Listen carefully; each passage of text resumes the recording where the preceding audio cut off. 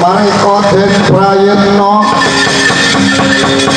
Ityane Gandayani Ityane Gandayani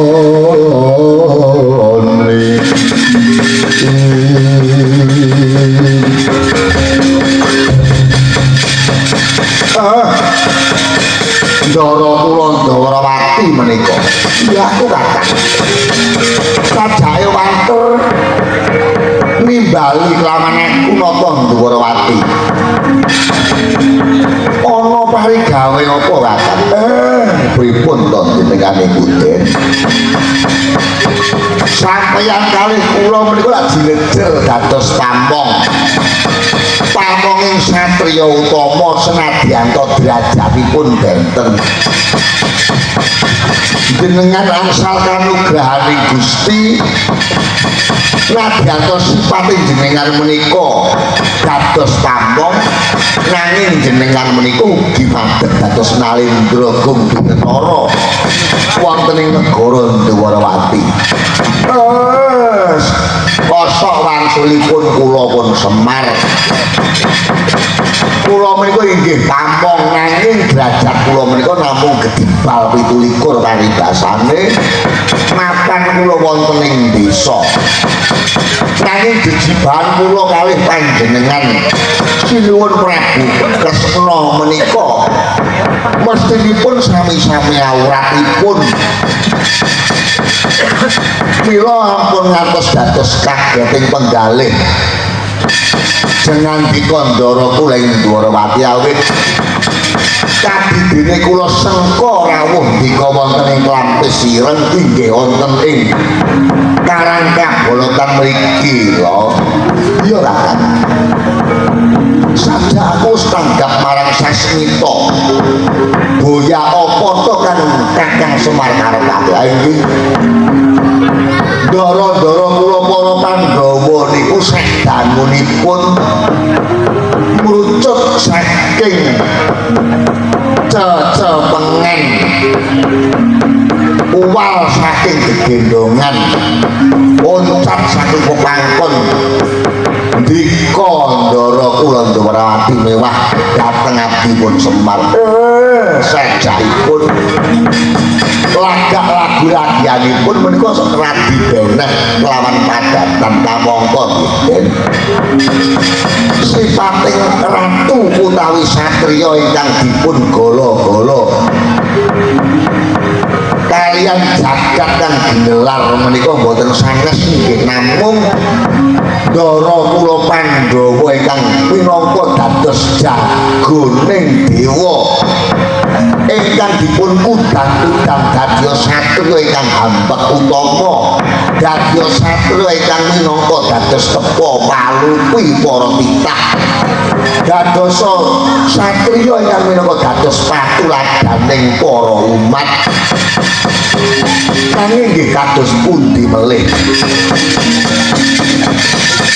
naminipun tiyang lumampah menika tertamtu kathah sandunganipun wonten reribet ingkang angribeti dhateng Ndara-ndara kula Pandhawa mila lajeng kula rinten pantaraning ratri tansah puji jikir kunjuk ing ngarsa dalem Gusti kang karya jagat nyuwun pitedah kados pundi anggenipun kula menika mangsulaken jiwanipun Ndara-ndara kula Pandhawa supados wangsul dhateng jiwane satriya tama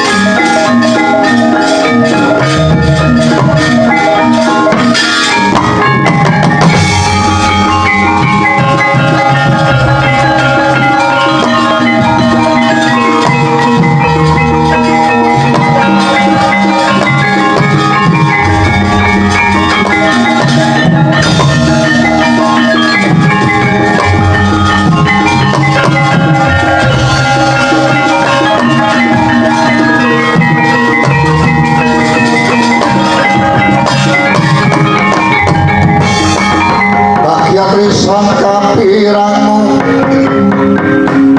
ora nangkol kinon betapet dosanganing pawono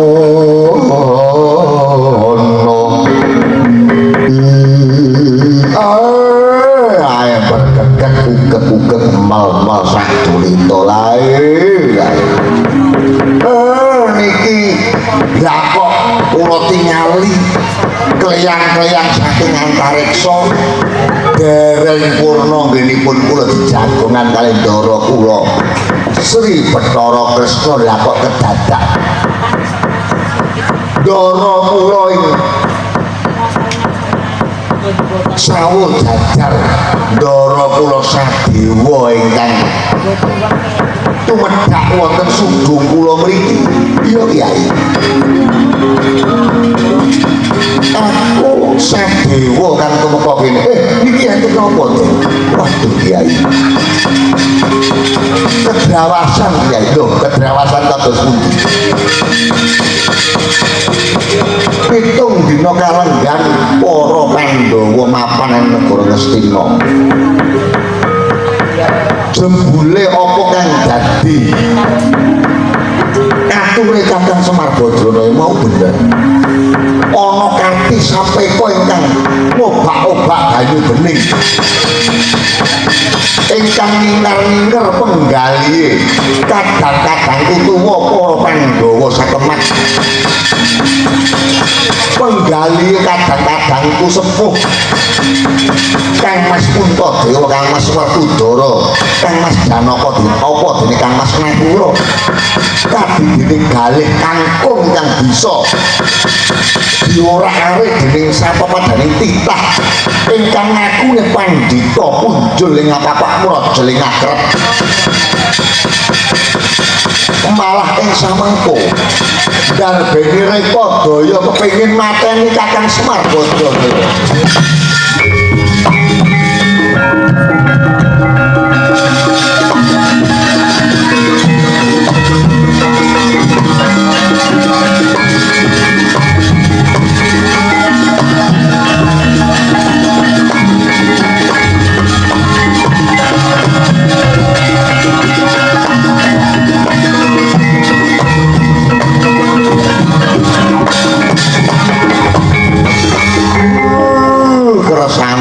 kersane pun boten napa-napa kula niku nedha nrima kok Den kajeng dinapak-napakne Semar niku nedha nrima bakune Semar niku nggadahi gegayuhan kepengin dandan-dandan jiwa lan rasane para ndara-ndara kula Pandhawa supados wangsul kadidene wingi jejeg imanipun minangka dados satriya ingkang hambak utama berbudi bawa laksana naminipun gegayuhan tertamtunipun mestinipun wonten ingkang dados kepalang nggih boten napa-napa nadyan kepalang menika bakalipun ngembet dhateng pati uripe Semar Badrana ya kula lira legawa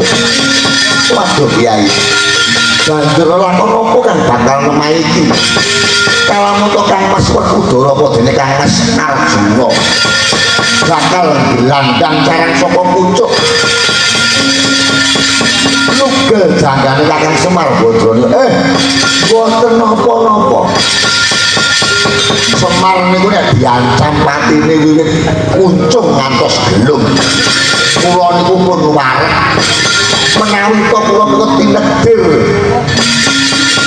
pegat nyawane Semar mestinipun kula niku boten saged ngomong ndika para Pandhawa nyatane Semar menika dipun tegiraken panjang yuswane ngantos sepriki kula niku tersih giat ngomong anak putu ngawat-ngawati buyut lan cagah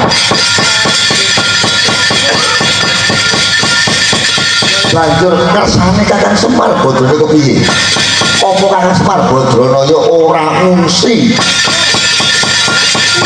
nggo digoleki panggesane pun mboten usah. Sampeyan mangken wingking kula.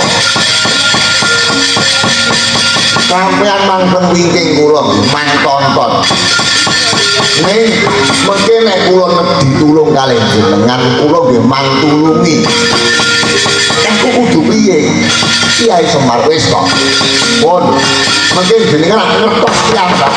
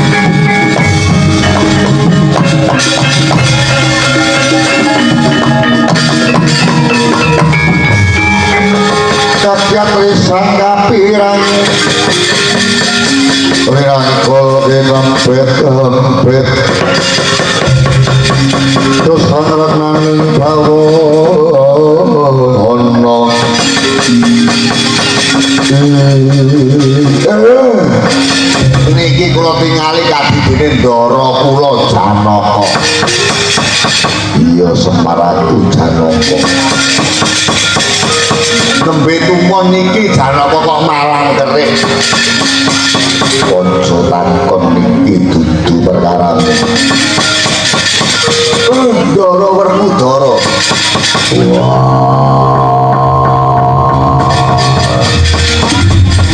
Semar ya. Kok sajak lek mandeng Semar niku ibarate singa kang nembe keluwen dan kaya bakal mangsa kula. Semar Badranaya mangerti ya. Kalamun kori kalenggan iki para Pandhawa wis entuk guru sejati manungsa suci minangka dadi utusaning Gusti Kang Akarya Jagat ingkang menang ngowahi kodrat jangkaning jagat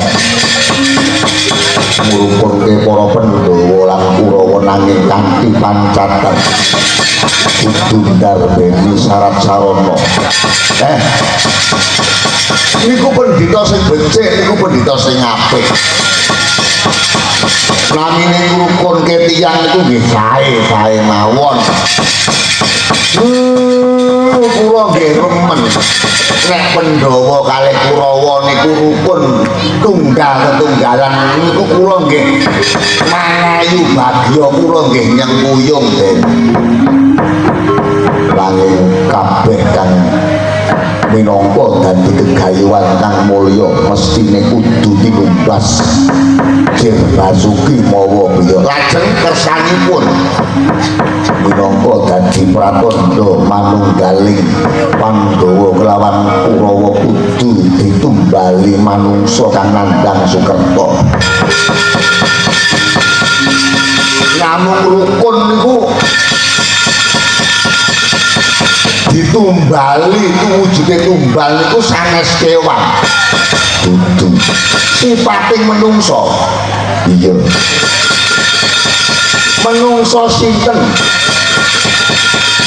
wong buka sampir ora ana liya Kakang Semar Badranaya.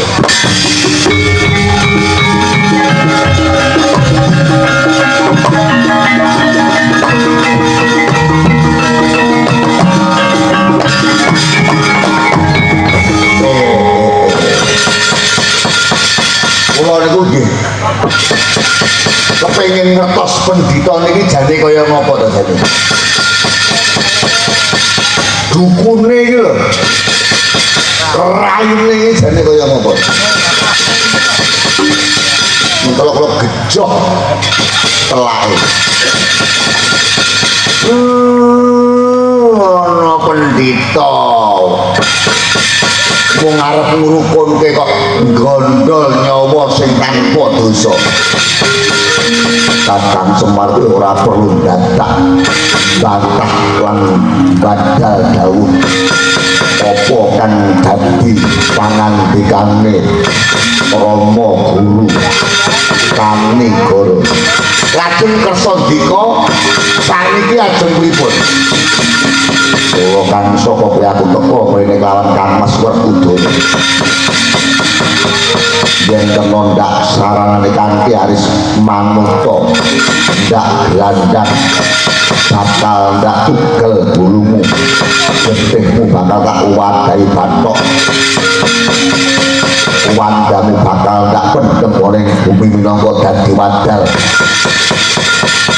prasanda rukuning pendolan Kurawa jenengan ajeng mateni Semar ya mangpateni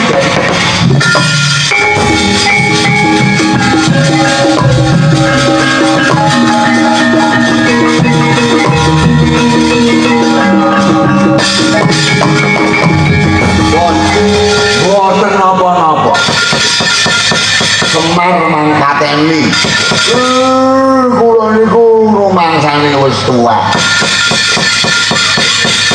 boten napa-napa kula pasrah kali sing gawe urip nek ajeng mateni kula mangkateni monggo jenengan kiyat mateni Semar kula gurone sampeyan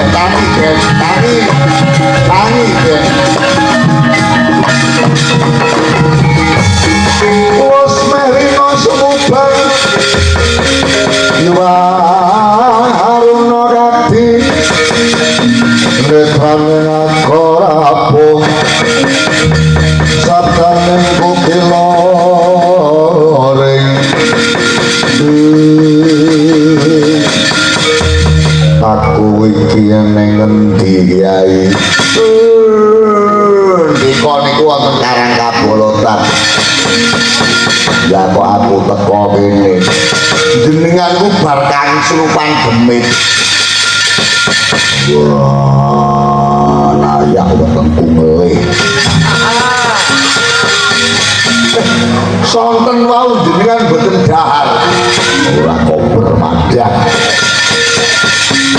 kodok langsung tandak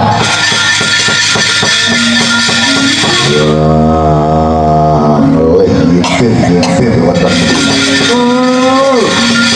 neng bumi kesek kumanan apa ora segone telas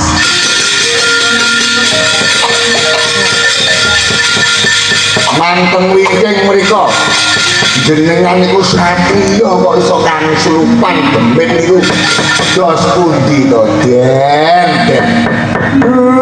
ndara kula Pandhawa niku mboten kados duk jaman rikala taksih susah nggih jenengan niku sregep tarak brata sregep semeki bareng saniki jenengan pun kondang bareng saniki jenengan niku sampun dados satriya ingkang ketemul kamulyan sajak sampeyan niku nglilawakaken dhateng kaiping Gusti Kang Karya Jagat Pun jaluk pangapura ya Kiai bincing-bincing melih ampun jenengan baleni mangkata rasane sampean wonten ing pepungkuran mangatus sendang panglipatan mriku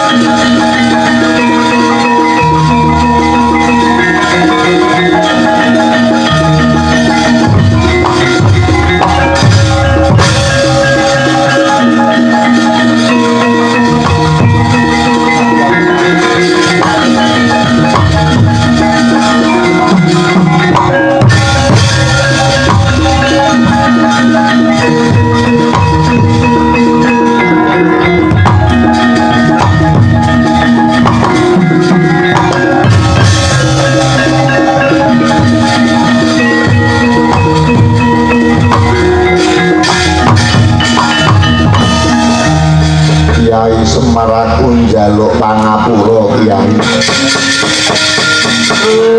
Benjing-benjing melih niku ampun wonten. Jenengan niku satriya kang dipun udang-udang dening jagat.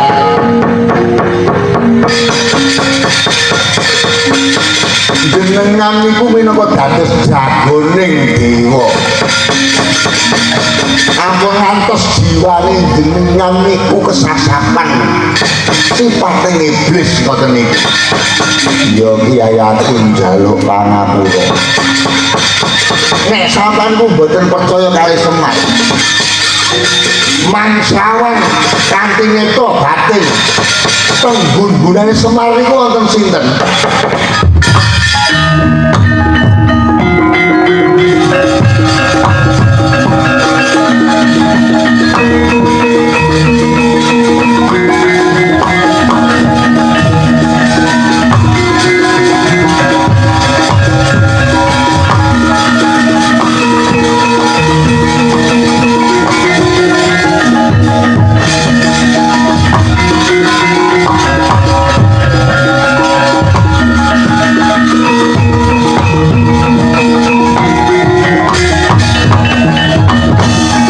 Jatresan kapiranmu dengan kolki nempet kempet wong ngocah yo pepadang padange nganti mblerengi netraku Kyai iku sapa ingkang manggon wonten bundunan kula menika inggih Sang Hyang Weneng ingkang darbeni wewenang mernata jagat saisine menika dene cahya sumunar gilar-gilar padhang blerengi netra nanging netra batin inggih menika sumunare wahyu talining rasa sejati dene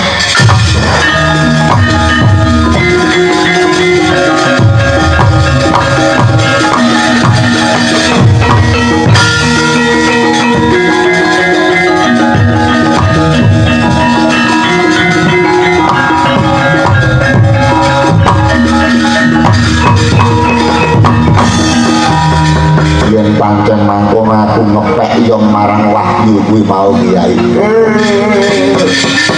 jarene jenengan duwe guru anyar. Ora iya ampun goroh kalih kula. Guru sampean ku jarene menungso suci.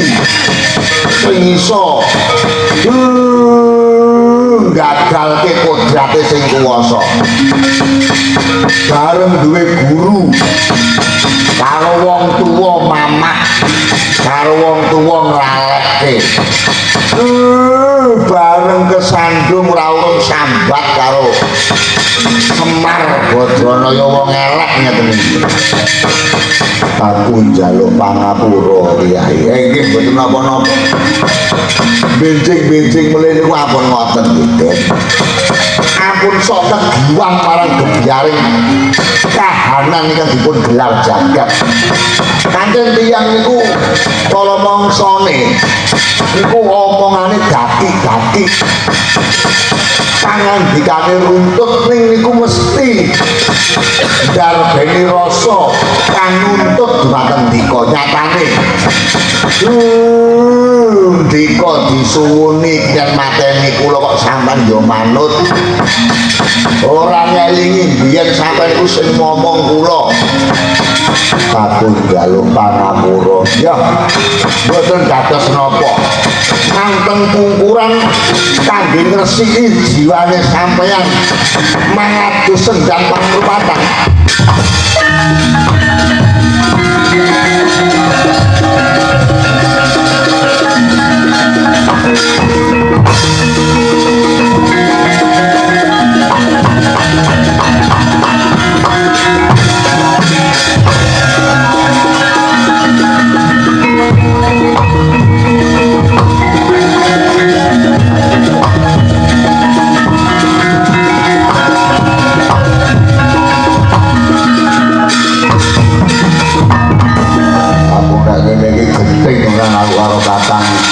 Wisnu lagi arep oleh pangan kok gagalke panganku. Betara kowe wani ganggu gawe karo momonganku. Kok kowe wani ganggu gawe karo momonganku para Pandhawa rumangsamu. Pandhawa bocah Sukerta ngono apa piye? Ya pancen Pandhawa bocah Sukerta durung manjing marang sendang pangruwatan. Ngerti ya? Saben-saben ana bocah kang nandhang Sukerta nanging gelem caket karo dalang sejati. Gelem melu karo dalang sejati kuwi sejatine padha karo mlebu marang sendang pangruwatan. Oh, ngono Kakang Wisnu ya. Mula titen ana ya, titen-titenan. Wong kok melu dalang sejati terus gawe kisruh rombongan kuwi metu isin dhewe. Wis kok arep gawe elek model iki kok kuwirangan. Iya Kyai. Aku njaluk sajen ora ana rasa goleki sing ora ana. Sing ana wae gawanen. Ya aku tak bali. Kowe bali aja ijen. Wadya balamu jin setan priprayangan baju barat. Gawanen bali ana ning nusa Kambono-wono. Aja nganti ganggu gawe karo momonganku. Utamane warga masyarakat ana ing dusun Jatipurna lumebere desa Sukadana Timur kene. Sak peleraman nganti aku ngonangi kowe tibane senjata cakra ajur dadi aku balik kakak.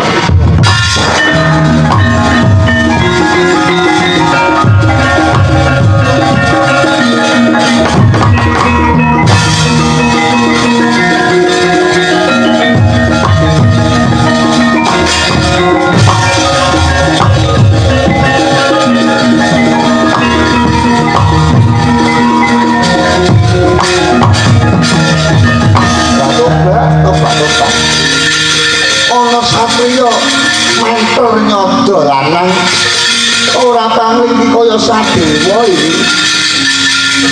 ya aku Sadewa Batari Durga cukup semene nggonmu ganggu gawe karo para Pandhawa para gage Baliya marang Gandang Mengore batu-batu Sadewa aku gelem bali nanging aku njaluk sendang pangruwatan marang jeneng sira ya Sadewa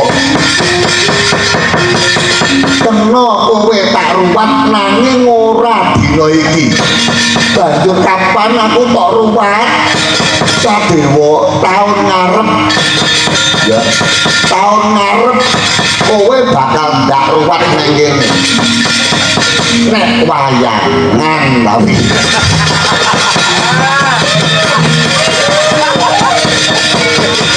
lakone Durga ruwat gacoke lakon iki lah iki sing ngerti lakon iki mung aku nganti ganti dalan udan deres campur angin jangan coba kan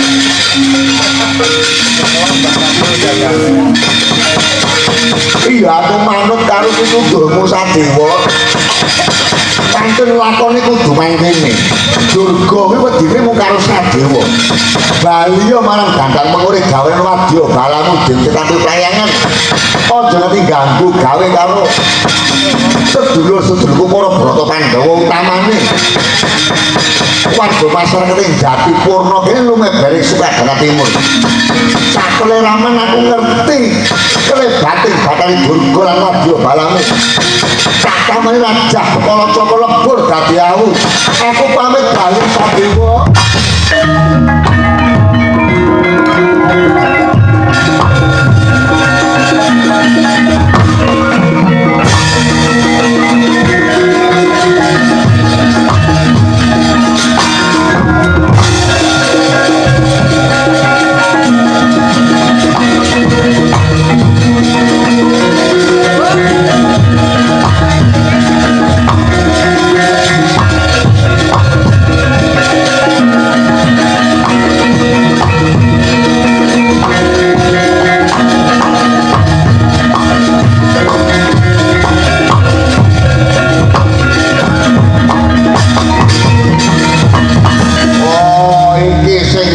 Semar iya iki sing jenenge Semar iki sapa ana pendhita anyaran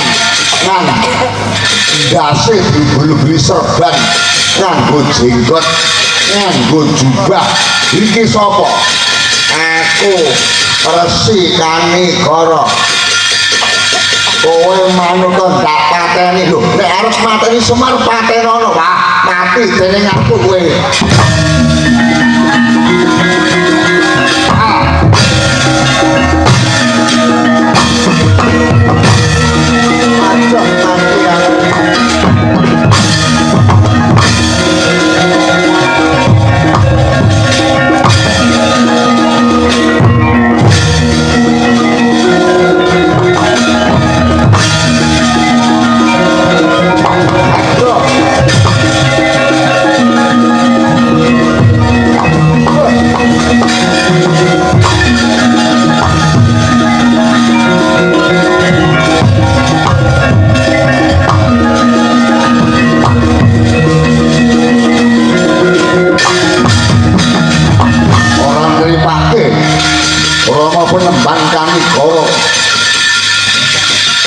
Bondo yudha karo Semar sendang kapracondhan ora trimo arep ngopo bela pati nyoh tampanana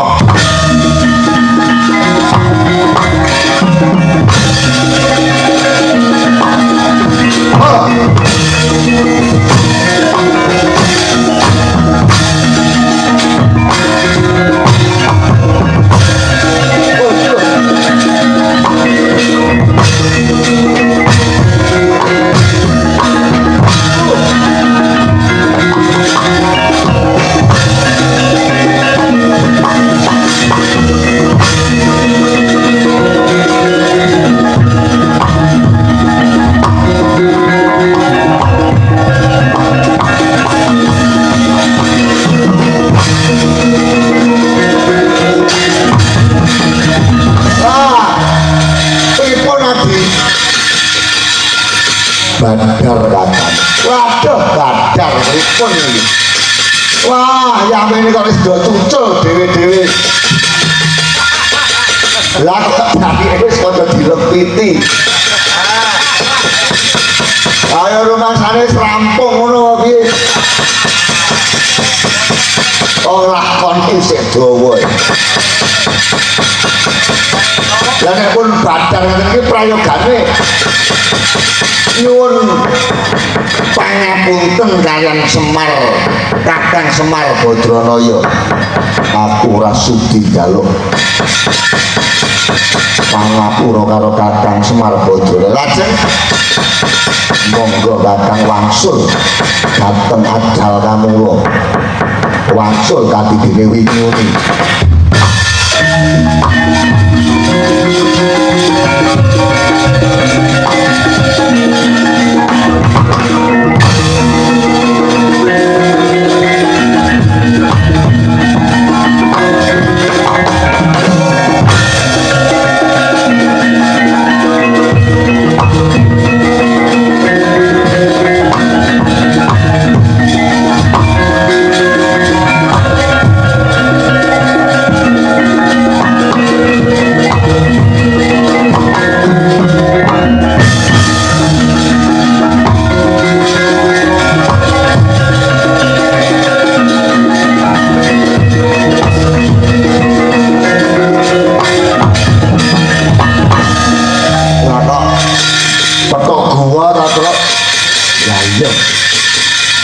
Guwane padhit ana cahyane. Engko kowe dipasangi genset terus kei lampu. Lah ya jenenge guwa. Nang tengah alas kok ya padhang trawangan.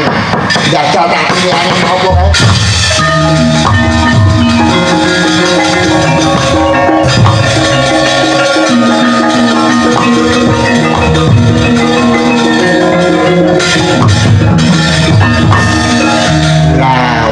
Wadah sandangan ini terus itu sandangan siapa ya ditinggalin ini kok ya ndekek tas kok ya gletak-gletak ya jadi lali ora kegowo ya iya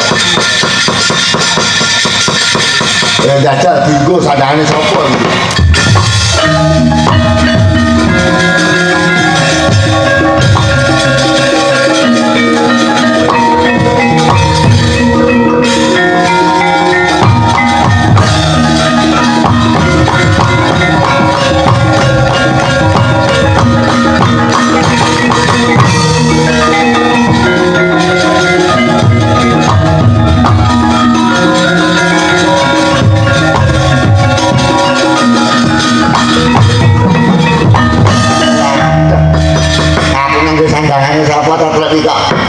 terus awakku bedah sajake seragamnya gegedan iki lah iya aku ya bingung kok sandangan kok ya sarwa mampir ini kok ora pangling Kang Gareng lak nganggo sandangane pukulun Narada lah iya barang kowe kok nganggo sandangane pukulun secara guru ta terus lah bagong ndi semuanya aku jadi sapi. Wah, darah komandan seragam. Aku jadi sapi. Wah, jam berapa enak belas. Ya diterima-terima nih dagang. Kayak jadi sapi ya. Ya wujudku ini pas. Kowe lah bakul sapi.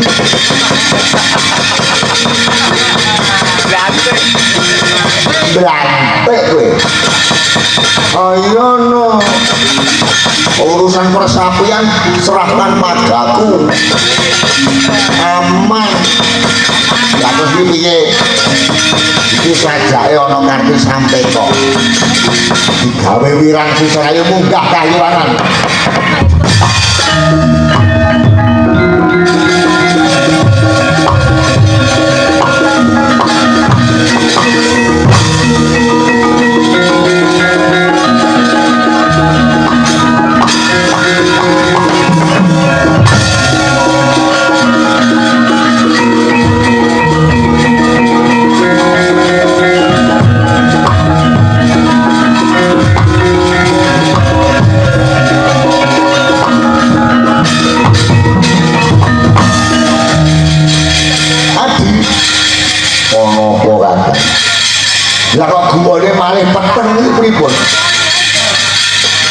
Engko ki aja-aja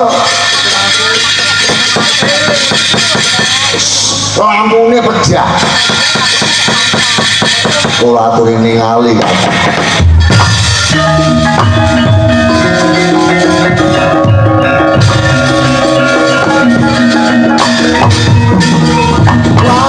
kedramasan. Sandanganipun menika ical. Seragame kirangan teng pundi?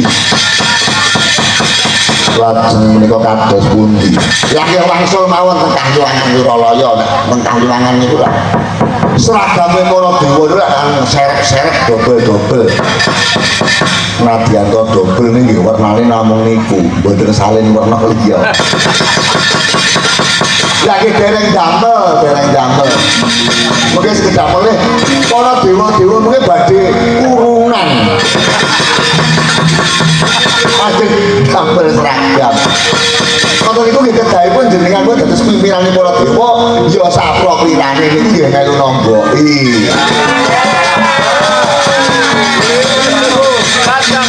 Bareng ngono kok terus tok. Lha langke kok. Jenenge pimpinan kuwi wani berkorban. Ora usah kuwatir ora ketang 5.000 ora tobo. Wah. Yo, langsung ke Kayuwangan Wiralaya mawon.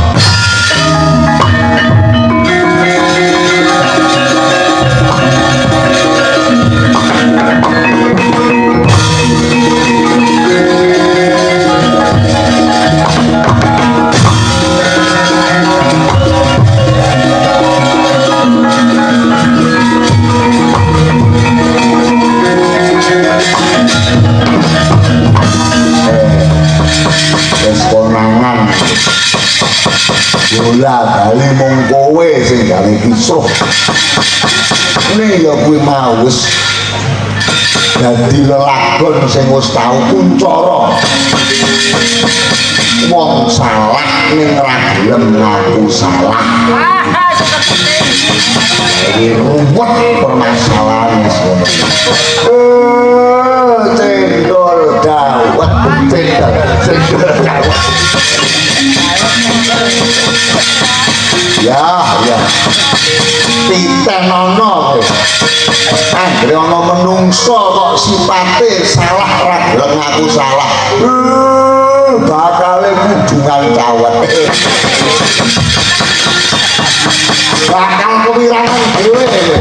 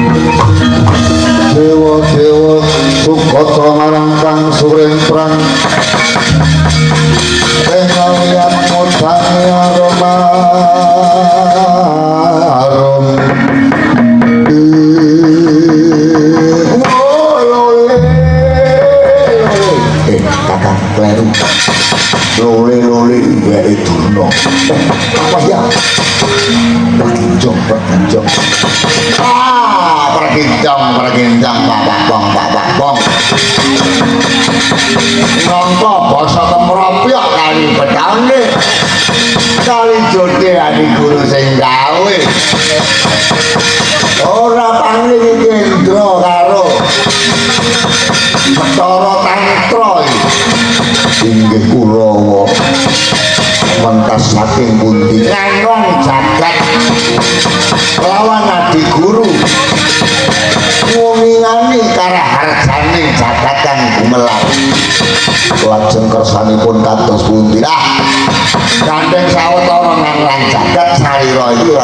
niatnya kok ya rada saya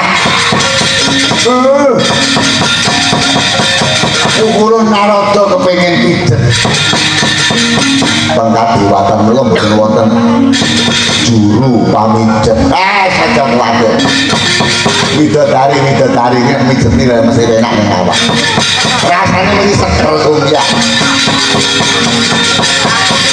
lah iya umpama dipijeti widodari aku aku dibagani otrok iki nemu to Bang malah ngomong konangan itu wah wis jeneng tak cicet nang kamu lah aku kok yo ora ngomong ya iki sapi yo ya nek kowe genang-genang malah konangan ora sida mlebu ning kawidodaren wah wis widodarine 200 ora yo arep nginjen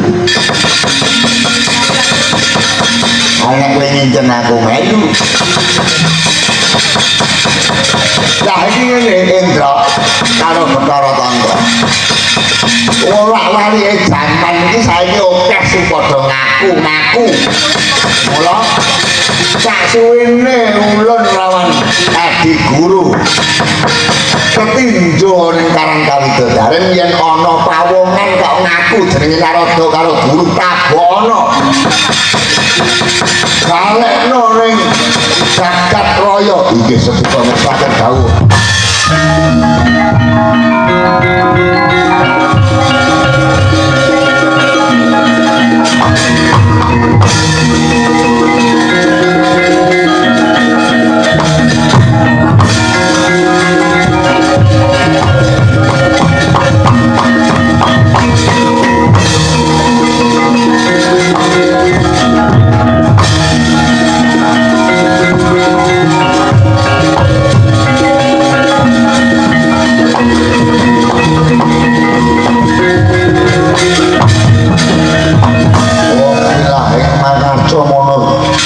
sekarang bawono langgeng Indra aku Bathara Guru wah iku ana wong ngaku-ngaku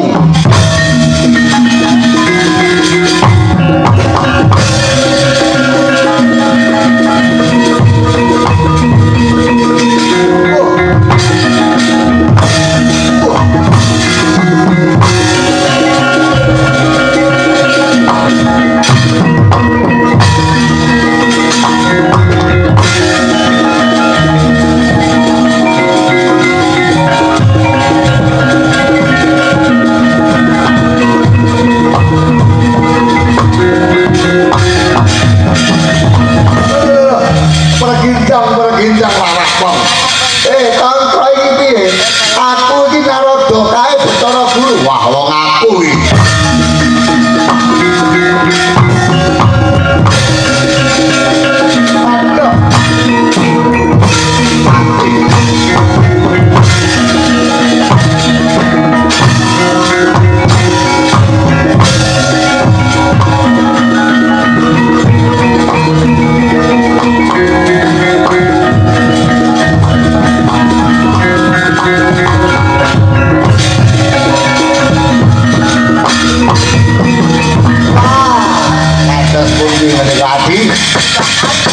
ya tok kewirangan kados mekaten itu kados pundi waduh kakang jebul tanpa sandangan dewa kakang mewah kula menika mboten wonten ajinipun ya nggih badhe kados pundi malih nek ngeten iki Kopi bedak-bedak niki lak kula namung nuruti karepe sampeyan aku manut kakang kok nanya kenawat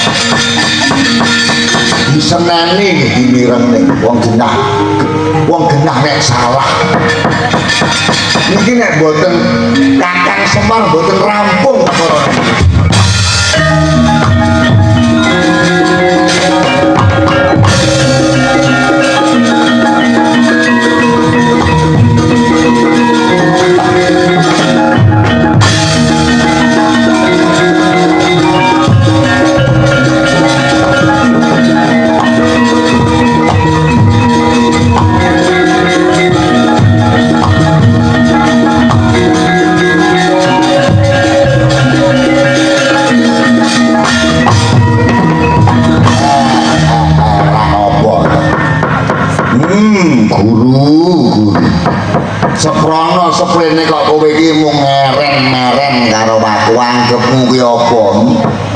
Kakang Nayantaka aku njaluk pangapura.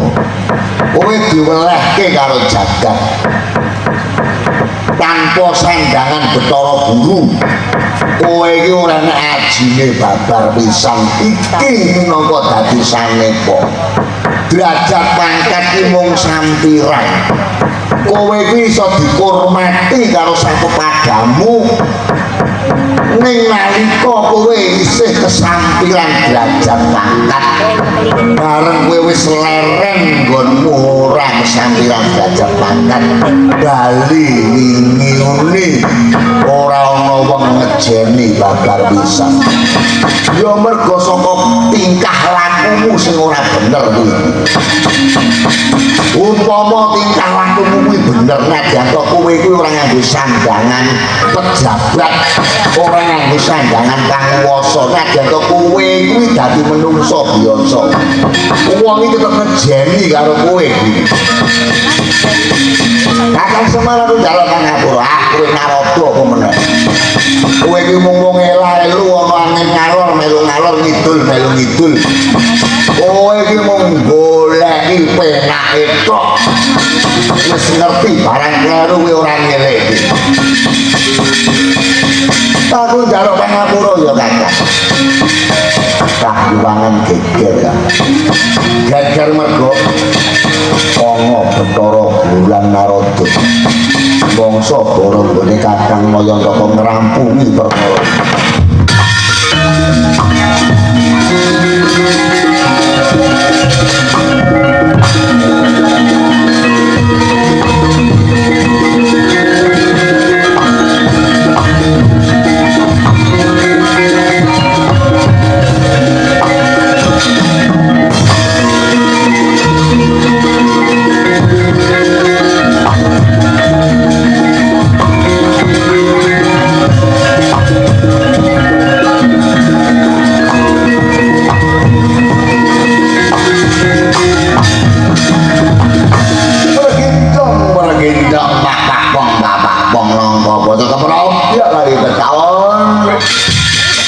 Kakang Semar Badranaya.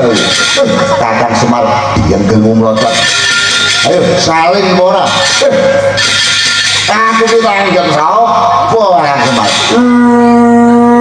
Kowe kuwi dudu Narada. Narada niki aku.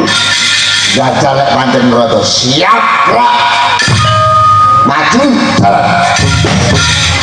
Apa Narada aku niki gedhe. Dan lukar.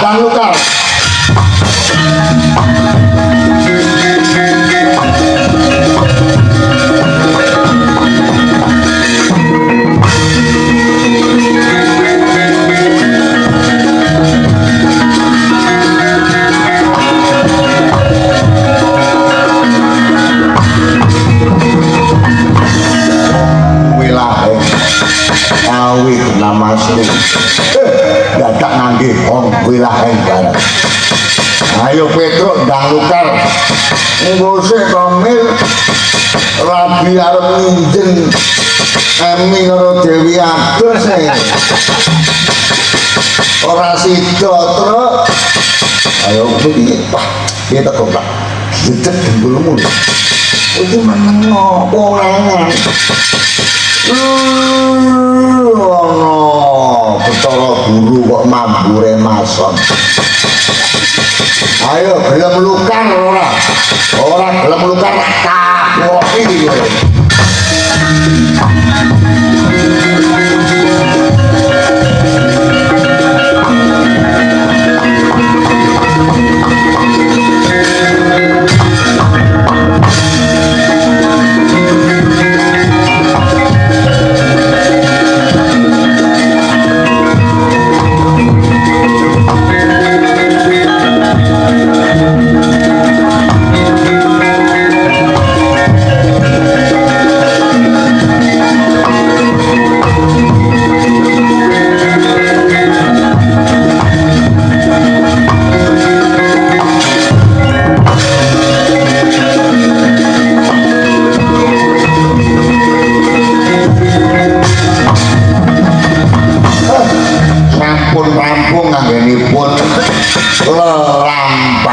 suminaring wahyu manunggaling rasa sejati dan mugi-mugi wahyu menika saged babar manunggaling rasa para warga masyarakat wonten ing dusun Jatipurna desa Sukadana Timur mriki satemah manunggaling golong giliking rasa para warga masyarakat babar katentreman kayuwanan durga mendak kala sirna wontenipun namung nikmat lawang banget kula sak kanca ingkang anggenipun leladi mbok menawi wonten kirang ingkang prayogi nyuwun agunging pangaksami larasipun dipun walik